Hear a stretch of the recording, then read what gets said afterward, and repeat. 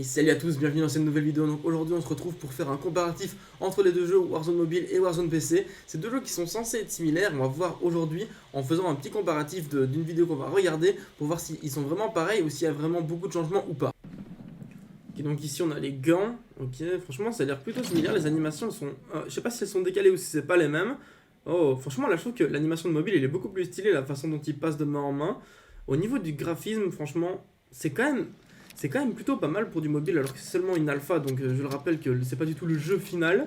Là, ok, on a un viseur sur le pompe, je trouve pas ça si ouf que ça, ok, et il remet la petite balle.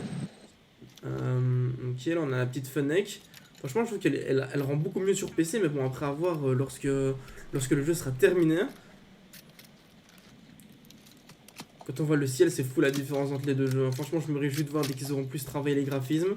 Mais sinon, là, ça a vraiment l'air d'être quasi pareil. Genre, même l'arme, les textures dessus et tout, tout est plus ou moins pareil. À part que j'ai l'impression que sur mobile, tout prend un peu plus de temps à se recharger, à faire les animations et tout. Ouais, recharge en plus de temps. En tout cas, c'est grave stylé, hein. Ah là, il manque quand même pas mal de détails sur ce pompe. Encore une animation en plus à chaque fois sur le mobile, franchement ça fait plaisir de voir ça, qu'ils ont mis plus de paquets pour les animations pour le mobile que sur le PC. Après fatalement ils allaient pas mettre exactement les mêmes animations, il fallait quand même qu'il y ait un petit peu de changement sinon ce serait pas fun. Ok, on a quoi comme sniper? On a une espèce de retake, ouais je pense que c'est le retake comme sur Call of Duty Mobile qu'on connaît. Ah non c'est peut-être celui-là, je sais pas. C'est un des deux en tout cas le retake. Là il y a une petite montre en plus qu'on voit sur le poignet, mais bon après c'est peut-être le skin, c'est pas nécessairement... Ok, on a un bazooka ou un lance-roquette, je sais pas comment on pourrait appeler ça. L'animation est exactement pareille. Il y a juste un petit flou au-dessus de l'image, mais je sais pas très bien pourquoi au-dessus de Call of Duty Mobile dès qu'à chaque fois qu'il y a l'arme qui dépasse un petit peu, regardez, il y a un petit flou avec un truc bleu bizarre. Mais à mon avis, ça c'est seulement, je sais pas, un filtre que le mec a essayé de mettre. Oh là, on passe au finishing, au finisher. Ok, et là dans le dos.